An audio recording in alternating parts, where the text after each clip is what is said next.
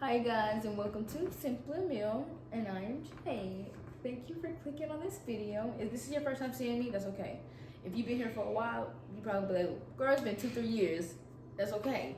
But sometimes you gotta come back, but reinvent yourself. So basically, we'll be doing cold cases that have been solved because I feel like we should bring light to the cold cases that have been solved. So I'm gonna go ahead and get into the video before I keep on blabbing. So basically, we have 2 stars of the hour. These will be our victims that tragically lost their lives, and our murderer will be Kenneth Perry. So our stars of the hour are siblings. We have Pamela Faye Sumpter, and we have John Jr. Sumpter. Okay, John was 46 and Pamela was 43. I don't really have too much background information. I found some, but it really wasn't ideal, so I really don't want to put wrong information out there. But John was 46 and Pamela was 43. And from what I can gather, John was very, very intelligent, very smart, and his mother even said that she lived to be 100 years old. He ended up graduating from Georgetown University, and he also worked in Washington with logistics, and he did a little bit of teaching at college. This is gonna, if you hear the dog, it's Oreo. This takes place in Georgia, in Stone Mountain, Georgia, which is like a metro Atlanta city. And let's go ahead and get into it. So we're gonna go back into 1990, July. Okay, so we're gonna give you a little bit of details from Kenneth's side of the story, and I'm gonna give you details of what the facts say. This is what went on and what he says. But we really don't want to focus on him, but we're just going to focus on what he says and his particular says of what happens. Since he did go to trial, and we don't really have John and Pamela say so in the story. So John was gay, and so John lived in metro Atlanta, and his sister was like, hey, can I come live with you? Pamela, and Pamela, she moved her stuff, and they moved into the apartment called Parkwood at Tree Hills Apartments in Stone Mountain. And Pamela comes to go live with him. John has a friend, aka Kenneth. Pamela is not very fond of him at all. This is the date that the crime happened. This is July 5th, 1990. So Pamela has met him before, but she's not very fond of him. He gave her the weird. She said he just gave her weird vibe. And we all know the vibe. If something's not right, you're not really messing with it.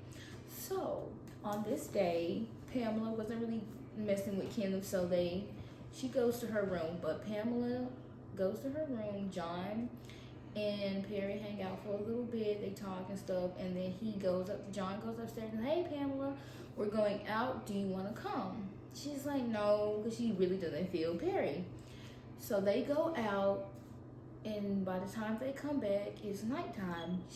When she wakes up, she states that Perry is above her. She's in her bed. Perry's above her with the knife.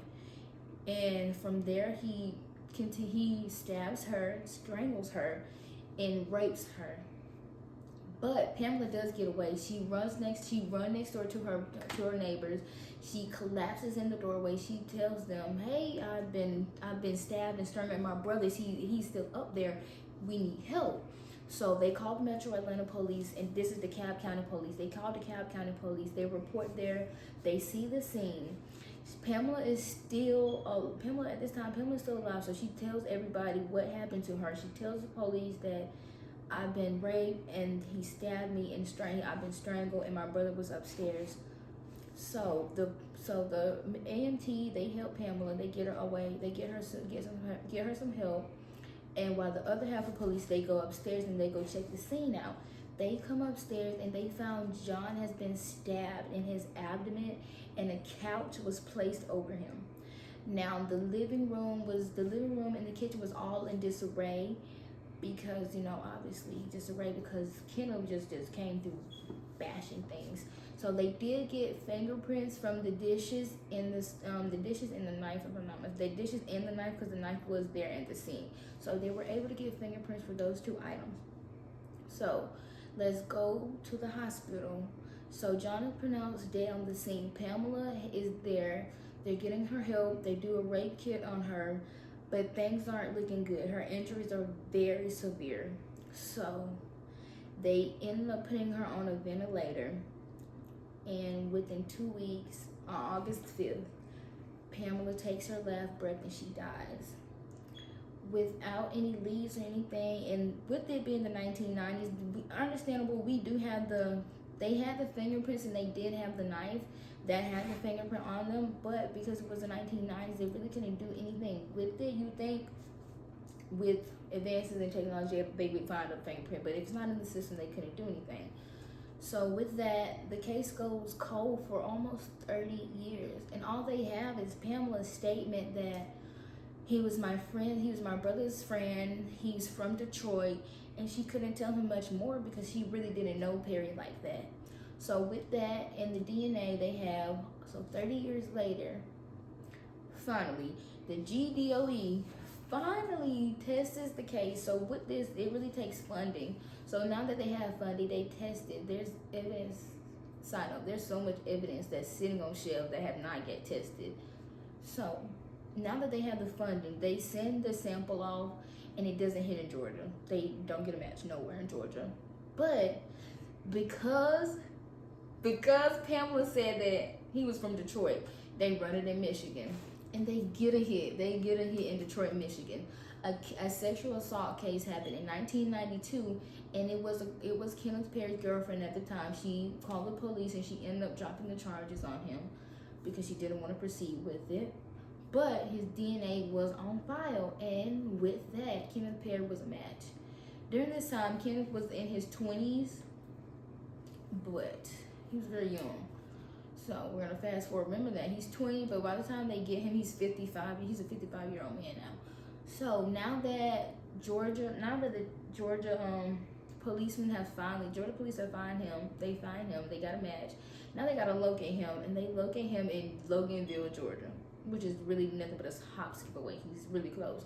So with that, they put surveillance out on him, and they finally got a chance. They finally catch him in 2023. They catch him at a restaurant. He's having lunch with his girlfriend and her nephew, and they was like, "You're gonna come with us." And they collect his pizza, and this is how they collect his DNA. So from there on, they go through a trial. He's denying it. Of course, he's denying it. Once they let him know what he's being charged with, he's denying it. And then once he realizes it, he's gonna ask for a speedy trial. He gets the speedy trial, but because they already had so much evidence, he really didn't have a chance. He didn't have a fine case. But in his point of view, he says there was a third person there named Al, and Al was the one who did everything. He was just an innocent bystander. They roofied him and all of these things, which there's no way to prove it. But there's a way to prove the scene. His fingerprints was on the knife. His fingerprints was on the glass because before that, him and John hung out before they went out that night. So they tell him what evidence they got. And you can't lie with DNA. That Perry is charged with 2 counts of malice murder, 2 counts of felony murder, rape, 2 counts of possession of knife during the commission of a felony of theft. Commission of theft by taking. He is sentenced to 100 years, and frankly, he ain't never gonna get out. Never get out with a life a day. So, with that being said, we're gonna highlight a little bit of fun facts because Perry is not the main idea of the story. But John and Pamela were siblings, and there was a total of 3 of them in all. Their mother lost both of her kids at the same time. Pamela was her only daughter. She had 2 sons. And Miss Napper, she ended up living to be 100 years old. And this on her 100th year of being alive, they solved the case, and she got to celebrate that for her birthday. That was her birthday gift. She didn't even know that they were still looking into the evidence of trying to solve her kid's case. And so with that being said, Pamela and John, may they rest in peace. And Kenneth Perry, I hope you drop the soap. And thank you guys for watching. And don't forget to like, comment, and subscribe. And I'll see you guys next time for another cold case and another crime.